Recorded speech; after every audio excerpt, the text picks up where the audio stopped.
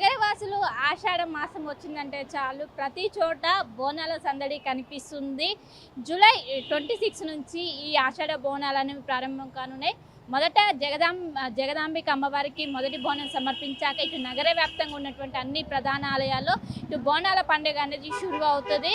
మొదటగా అక్కడ జరిగాక రెండో వారం బల్కంపేట ఎల్లమ్మ వారికి కళ్యాణం జరగనుంది. దీనికి ప్రస్తుతం నేను బల్కంపేట ఎల్లమ్మ ఆలయం దగ్గర ఉన్నాను. జూలై 1న అమ్మవారి ఆలయం జరగనుంది. దీనికి సంబంధించినటువంటి అన్ని ఏర్పాట్లు చేస్తున్నారు. ఒకవైపు ఇటు గుడికి పెయింటింగ్ చేయడం కావచ్చు, చిన్న చిన్న ఏవైతే వర్క్స్ ఉంటాయో ఇటు బారిగేట్స్ ఏర్పాటు చేయడం ప్రతి ఒక్కటి కూడా చేసి అంగరంగ ప్రతి సంవత్సరం ఏ విధంగా చేశారు ఈసారి కూడా అదే విధంగా చేసేందుకు ఒకవైపు అటు ఆలయ నిర్వాహకులు పెద్ద ఎత్తున ఇటు ఈవో కావచ్చు ప్రతి ఒక్కరు కూడా పెద్ద ఎత్తున ఇప్పటి నుంచి ఏర్పాటు చేసి మనం ఈ సెటప్ చూడొచ్చు.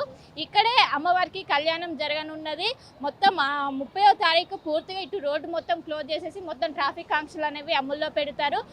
సాయంత్రం ఏదైతే ఎదుర్కోలు ప్రారంభమైన అనంతరం మొదట ఉదయం అమ్మవారి కళ్యాణం మొదలవుతుంది. దీనికి లక్షల సంఖ్యలో భక్తులు వస్తారు. గత సంవత్సరం దాదాపు 1,500,000 భక్తులు వచ్చారు. వాళ్ళకి సంబంధించి ఒకవైపు వాళ్ళు పెద్ద ఎత్తున ఇబ్బంది పడ్డారు, చిన్నపిల్లలు కావచ్చు. ఇంకోవైపు అటు మినిస్టర్లు, మేయర్ కావచ్చు, వీళ్ళందరూ కూడా ప్రోటోకాల్ సమస్య తలెత్తింది. వారిని దృష్టిలో పెట్టుకొని ఈసారి ప్రత్యేకంగా ఏర్పాటు చేశారు. ఎవరైతే విఐపి టాకులు ఉంటారో వాళ్ళ కోసం ప్రత్యేకమైన ఏర్పాట్లు చేశారు.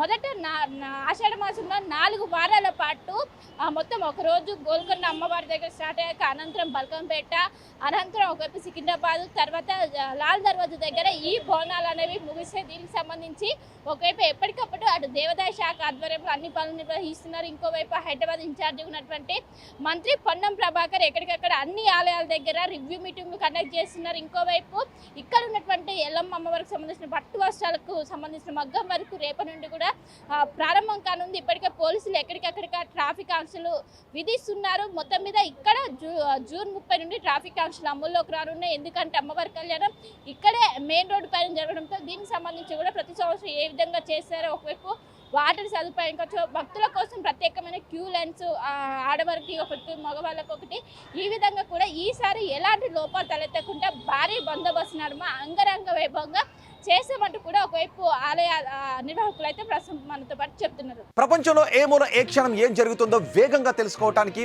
తొలి వెలుగు వాట్సాప్ ఛానల్ని ఫాలో చేయండి.